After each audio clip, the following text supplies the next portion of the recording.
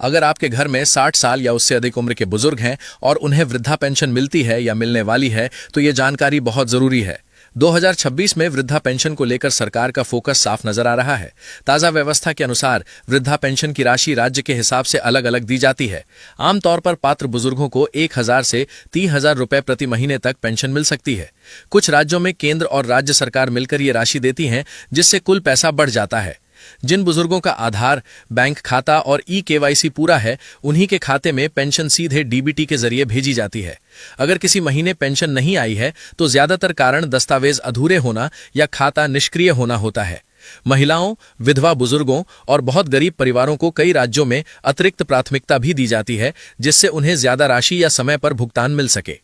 अगर आप जानना चाहते हैं कि आपके राज्य में कितनी पेंशन मिलती है, कब आएगी और नाम कैसे चेक करें, तो वीडियो को अंत तक जरूर देखें, क्योंकि आगे इससे जुड़ी सबसे जरूरी जानकारी बताई जाने वाली है। अब नजर डालते हैं अगली सबसे महत्वपूर्ण खबर की तरफ। जी हाँ दोस्तों, अगर आपके पास ई-श्रम कार्ड है तो ये वीडियो आपके लिए बहुत ही जरूरी है, क्योंकि 2026 में ई-श्रम कार्ड धारकों को लेकर सरकार की तरफ से ऐसे बड़े फैसले लिए जा रहे हैं जिनका सीधा फायदा करोड़ों मजदूरों और असंगठित क्षेत्र में काम करने वाले लोगों को मिल सकता है। अगर आप मजदूरी करते हैं, रेहड़ी पटरी लगाते हैं, निर्माण कार्य, घरेलू काम, ड्राइवरी या कोई भी छोटा काम करते हैं तो ये जानकारी आपके लिए बेहद अहम है। सरकार का साफ कहना है कि ई-श्रम कार्ड सिर्फ पहचान पत्र नहीं, बल्कि सीधे सरकारी लाभ दिलाने का माध्यम बनेगा।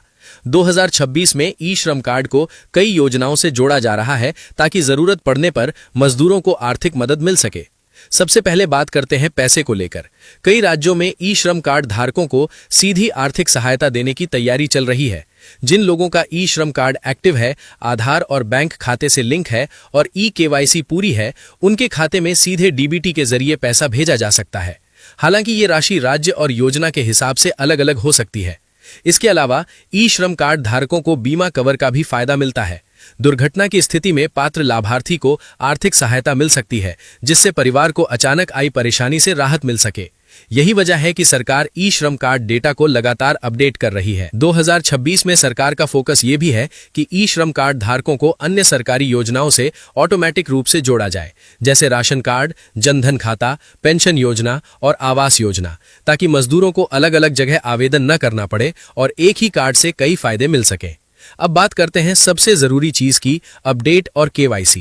अगर आपका ई-श्रम कार्ड बना हुआ है लेकिन आधार या बैंक खाता लिंक नहीं है तो आपको कई फायदे नहीं मिल पाएंगे।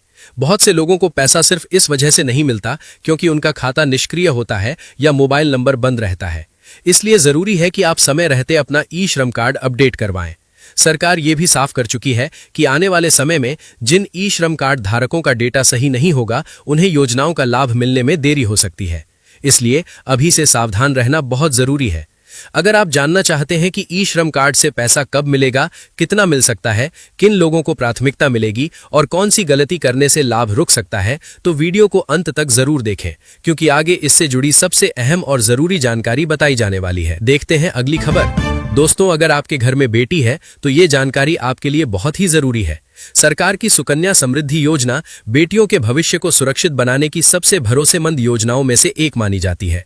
2026 में इस योजना को लेकर फिर से चर्चा तेज हो गई है, क्योंकि इसमें मिलने वाले फायदे लंबे समय में काफी बड़े हो सकते हैं। सुकन्या समृद्धि योजना के तहत 10 साल से कम उम्र की बेटी के नाम पर खाता खोला जा सकता है। इसमें आप हर साल कम से कम 250 रुपए और अधिकतम 1.5 लाख रुपए तक जमा कर सकते हैं। ये निवेश बेटी की पढ़ाई और शादी के काम आता है।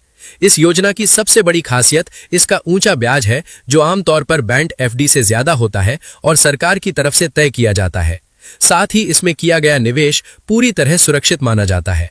इस खाते में बेटी के 21 साल पूरे होने पर या 18 साल के बाद पढ़ाई के लिए आंशिक राशि निकाली जा सकती है। यानी ये योजना बेटी के बड़े खर्चों में सीधी मदद करती है।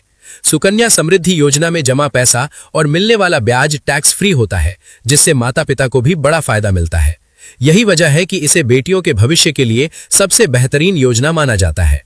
अगर आप जानना चाहते हैं कि खाता कैसे खोलें, कितना पैसा जमा करना सही रहेगा और भविष्य में कितना रिटर्न मिल सकता है, तो वीडियो को अंत तक जरूर देखें, क्योंकि आगे इससे जुड़ी पूरी जानकारी बताई जाने वाली है। इसी के साथ बढ़ते हैं अगली खबर की तरफ। दोस्तों, अगर आप युवा हैं और अपना खुद का बिजनेस या स्टार्टअप शुरू करना चाहते हैं तो ये खबर आपके लिए बहुत जरूरी है।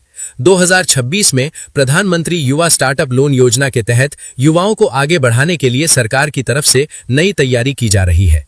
इस योजना के जरिए युवाओं को कम ब्याज या सब्सिडी के साथ लोन मिल सकता है, ताकि वे दुकान, सर्विस, स्टार्टअप, ऑनलाइन बिजनेस या छोटा उद्योग शुरू कर सकें। नए स्टार्टअप के साथ साथ पहले से चल रहे छोटे बिजनेस को बढ़ाने के लिए भी ये लोन मिल सकता है। आवेदन प्रक्रिया को ऑनलाइन और आसान बनाया जा रहा है। जिन युवाओं के पास आधार, बैंक खाता और जरूरी दस्तावेज पूरे हैं, उन्हें प्राथमिकता मिल सकती है। महिलाओं और कमजोर वर्ग के युवाओं को अतिरिक्त राहत मिलने की भी संभावना है। अगर आप जानना चाहते हैं कि कितना लोन मिलेगा, ब्याज कितना होगा और आवेदन कब शुरू होगा, तो वीडियो को अंत तक जरूर देखें, क्योंकि आगे इससे जुड़ी सबसे जरूरी जानकारी आने वाली है। तो दोस्तों, ये की आपकी रोजमर्रा से जुड़ी महत्वपूर्ण खबर। वीडियो को लाइक करें और चैनल को सब्सक्राइब करके बेल आइकन जरूर दबा लें, ताकि ऐसी ही खबर आप तक सबसे पहले पहुंचे। फुल वॉचिंग के लिए धन्यवाद।